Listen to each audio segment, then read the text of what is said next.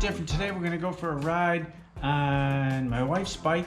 This is the Super Chief Limited 2022, and it's got all the bells and whistles on it. It's a lot of fun. I've rode it several times, but I'm going to give my review and kind of go over the gauge here and stuff like that. I'm going to do a little review, give you my thoughts on what I think of this bike. And I'm gonna, of course, compare it to my bike. They're both Indians, but this one is quite different than mine. So what we're gonna do is we're gonna talk a bit about the performance of the bike, and I'm gonna go through what I think is a real neat feature that you get when you get this particular model. It's this thing right here. So we'll go through the modes, and while I'm riding, I'll talk a little bit about that also. Let me get my helmet on and we'll get underway. Let's see what mode we're in. Let me open my visor again. Okay, first thing here is, let's see what mode we're in. Now, the one thing that I did notice on this particular model is the ride command does take a moment to boot up, a little bit longer than on my Roadmaster. So there is a little difference there. To get into the different modes, let's see if you can see this. I will bring this down here. So down here we've got, let's see, we've got these 4 buttons. This one here takes you to the next window, and it goes through navigation and back to the main screen. This one is your back button. This one here gives you your different basic things from gauges to bike to ride, maps, music, phone. And then you have settings down here, so you can change a bunch of stuff around with that, which is kind of cool. So I'm going to hit the back button, and of course it doesn't work, so we'll go back to here. And we'll go back into gauges again. And from gauges, you see that it's almost full. We're in neutral. 72 degrees. Oh, it's a beautiful day here in Michigan. So now I'm going to hit this one here, these 3 little bars, and that's where your modes are. So you've got your touring, standard, and sport. So what I'm going to do is start out in standard. I'm going to go to touring and show you the difference there. So let's do that. Okay. To go real quick back to the other screen, I can hit this back button, and it goes right there. When I hit this one here, it goes right back and forth. So those are the 2 back and forths, which is really nice. So now this bike here and this model comes with a 116, whereas mine's a 111. And one of the things that I really noticed about this bike is how smooth it is. It's extremely smooth. The engine feels not visceral or anything like that. I've rode a few Harleys, and they seem a little more visceral. I call it visceral.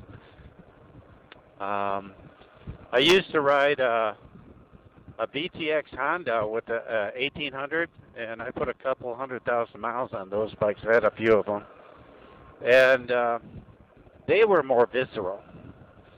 My 111 Roadmaster is pretty smooth. It's pretty smooth, but not as smooth as this 116. So whatever they did to the engines, they've made some improvements. They're very nice.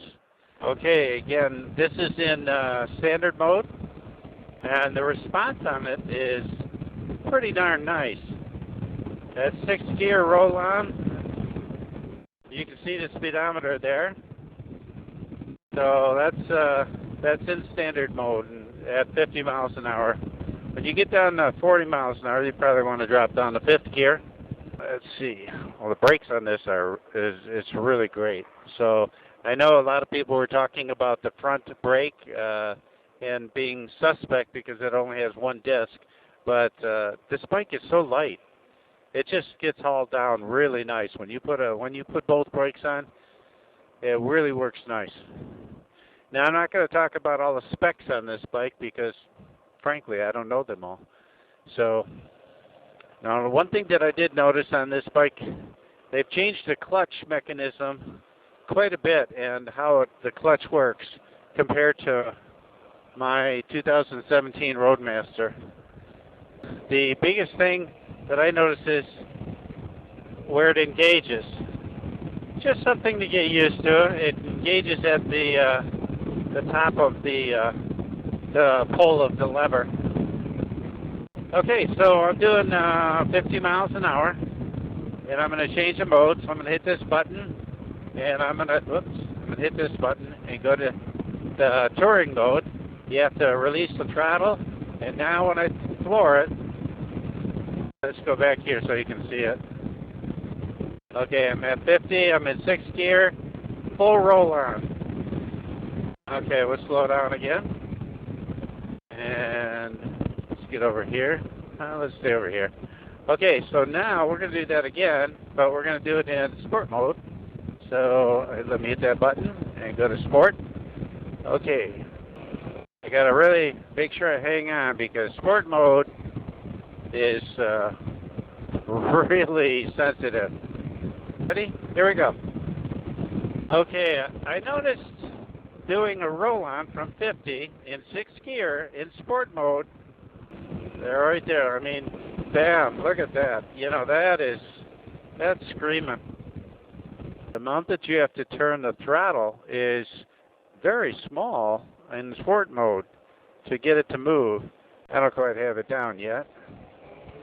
So starting in 1st gear in sport mode, it's going to take a little bit of practice. You can master it without a problem.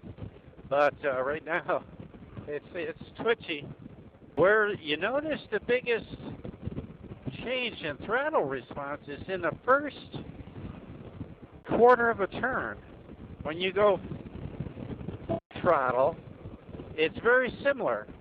I didn't notice that before. So the sensitivity is in that first quarter of a turn. Well, I call it a quarter, but it's probably only about 10 degrees.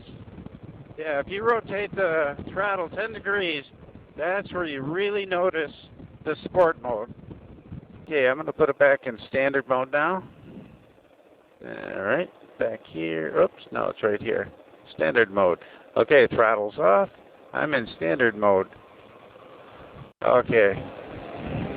Yeah, that first 10 degrees now is a lot easier to control in standard mode. It's very nice. Very nice. I would say the performance of this particular bike compared to my 111, and my 111 only has a stage 1 on it, no cam jet, just thinking about it. It's 116 from the factory, definitely is smooth.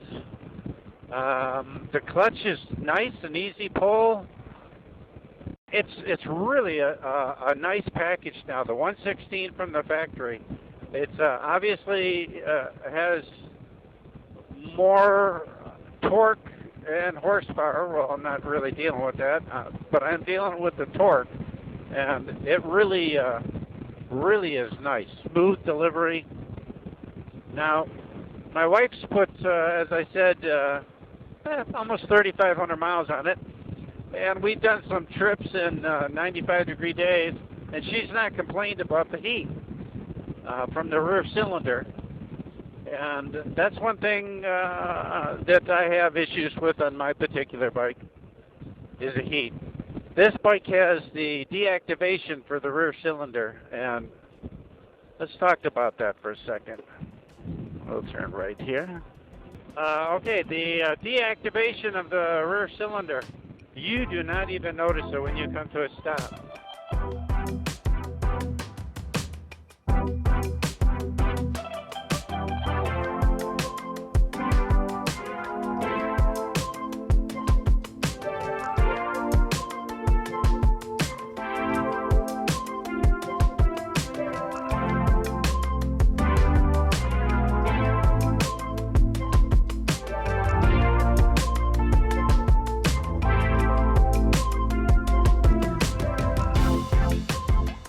If you have any comments or questions about this particular model, throw that down below, and I'll read them all.